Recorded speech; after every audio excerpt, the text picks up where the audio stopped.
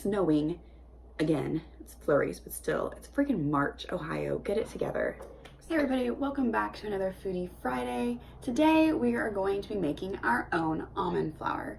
So almond flour is pretty common for people who follow low carb diets like keto or Atkins or something like that, because it is lower in carb than like a whole grain flour or even like an all-purpose flour. So we are going to make our own today because I've noticed that almond flour is a little bit more expensive than like regular flour and things like that, and making our own supposedly isn't that hard, so we're gonna give that a try.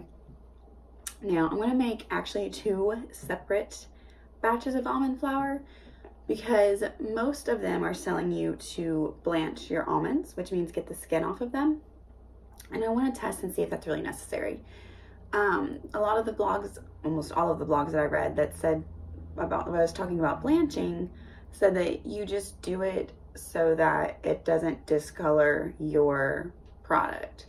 But for me, I'm going to be making like brownies and biscuits and things like that, and I don't think the skin is going to make a difference.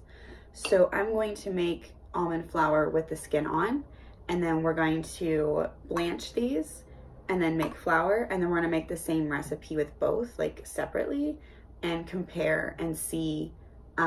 This will be next week's video when we make the recipe, but we'll see if the skin affects the taste and the texture and the look at all, and then 2, if these make a good almond flour substitute for the recipe that I'm going to be doing.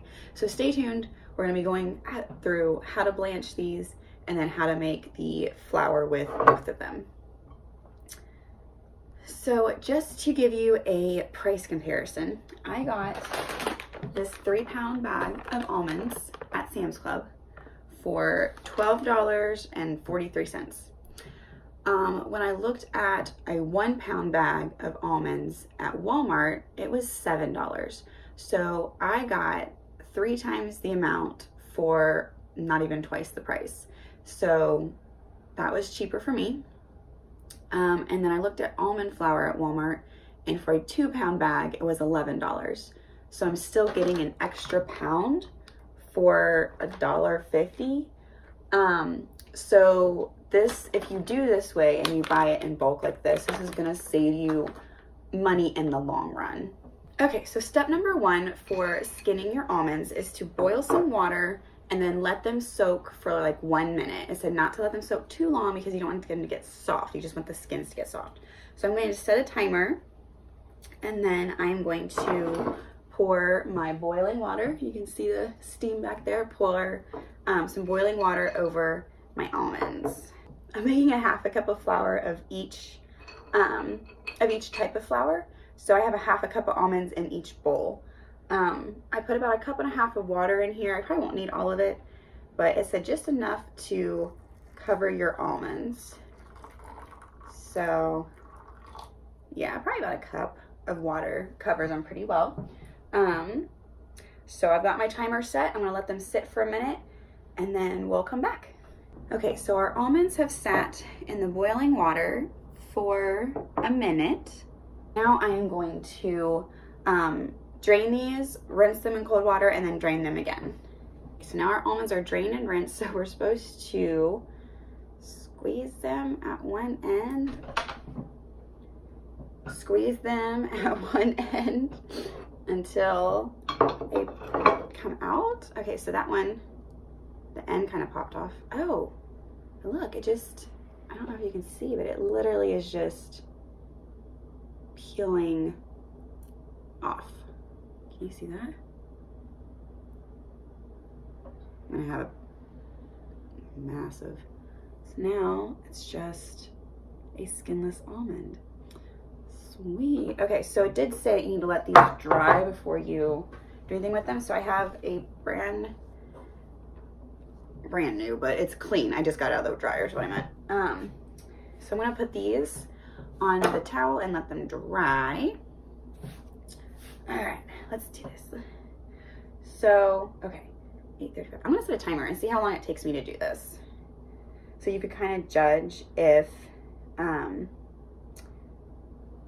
so you can kind of judge and see if this is gonna be like worth your time. Okay. Back in the day, they used to make kids like peel potatoes and, you know, turn the butter and stuff. Make one of your kids' chores to blanch the almonds. Peeling an almond is easier than peeling an orange.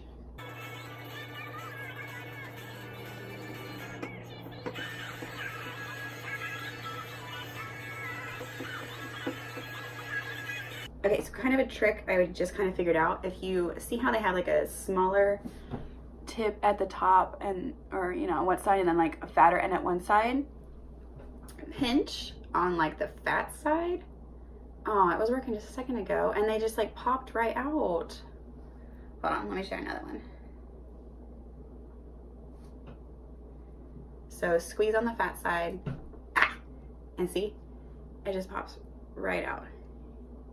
Excuse me, to skin the whole half cup took me a little over 15 minutes. So this is where you're gonna have to kind of weigh your like budget versus how much you're going to make versus how much time you have. If I was gonna do any more than this, I would probably either just buy almonds already skinned, or if it turns out okay where we don't need to skin them, I'd probably just skip it, honestly. So I'm gonna go ahead and take the ones that don't have skin on them, and I'm going to try to chop them up. It said you needed to let these dry before you do any, like, make flour with them or anything, because if they're too wet, then it's gonna turn into a mush. So I'm gonna dry these almonds first before I chop them up. So I'm just I'm just like pushing the other towel down on top. And then I'll let them, you know, dry off. They are still pretty wet. I noticed the wetter that they were, the easier they could just pop out. So there's probably like a sweet spot where you want them soaked so that they just pop right out of the skin, but not so soaked to where the nut like starts to get wet and soft, and then you won't be able to chop it up. I did read that you can make these almonds and then store them in an airtight container for maybe like a month, I think it said, in like a cool, dry place. So if that works for you, where you just make a ton of them and then store it and, you know, use them later, that's an option. But for us, we don't bake that often, so it's probably not something I'm going to do. I'm probably just going to do it like this, where I make little batches when I need them and then how much I need. So yeah, all right, I'm going to go ahead and stop talking and try to chop these up, which is my Ninja.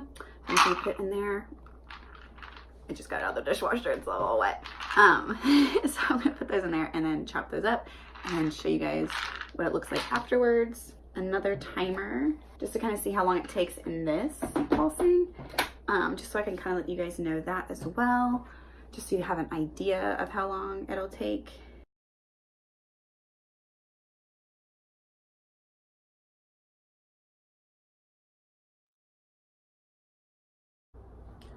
Okay, well, that took like 30 seconds, literally, that's it. 30 seconds, 35 seconds, sorry. And that, I mean, turned out to be a pretty good powder. I just kind of, I mean, there's still a few bigger chunks in here, but I read that if you blend it too long, like it starts to release oils and then it just kind of like cakes together. So I don't know if maybe I blended it a little too long, and that's what these bigger chunks are. Oh yeah, because these are just, they're still powder. They're just kind of chunked together. Okay, so that worked out really well. So less than a minute. Okay, and this is kind of what, I mean, it turned out to be, I mean, a good powder.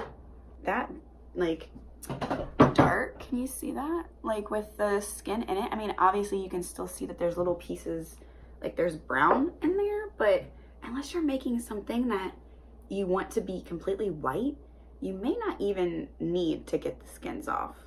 I'm thinking this is literally what I'm gonna do, is just put what I need in this processor and chop them up. So, yeah, so that was pretty easy. I'm gonna let these dry. I might pop them in the oven for a few minutes just to like soak up some of that water. And then we will blend those up and I'll show you kind of like side by side comparison what the colors look like. So if you are making something that's color sensitive, like if you're making like a white cake or something. So you can kind of see the difference in that. Okay, so I just put them in the oven while it was preheating. And then I started scrolling through Facebook and got a little distracted. So I left them in there a little tiny bit too long. Like, I don't know if you can see, but they started to get a little toasted. Like there's little tiny white spots on them, and they're warm. Ooh, they're nice and warm now. These are really warm still. Man. So if your hands get cold in the winter, just pop some almonds in your oven for like 10 minutes, and then you got little hand warmers. All right, so I'm gonna put these in.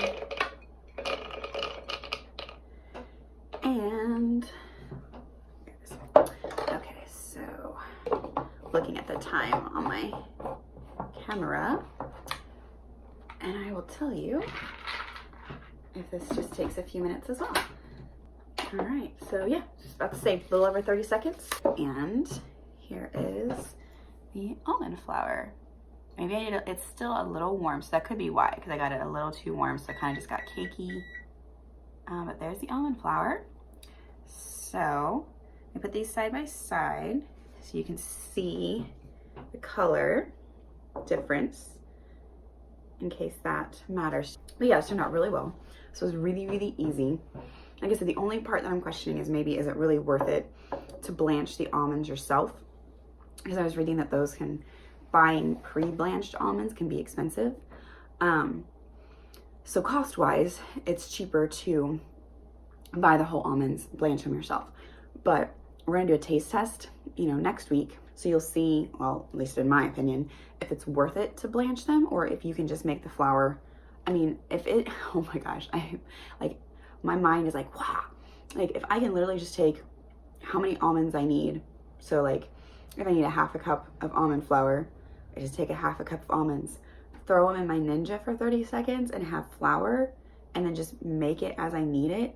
Like that is like gonna open a whole new world for me, because it's quick and it's easy and I don't have to worry about, is it gonna store for a while if I, you know, because obviously usually when the bigger, the more you buy, the cheaper it is per like ounce or per, you know, whatever.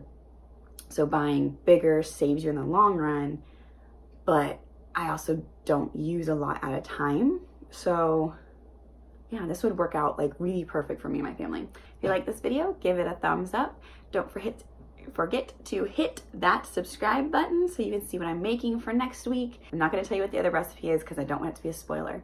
So hit subscribe, come back next week, watch the other videos in between now and then. Come back next week, see what we're making. And yeah, so as always, take care, thank you for watching, and I will see you in the next video.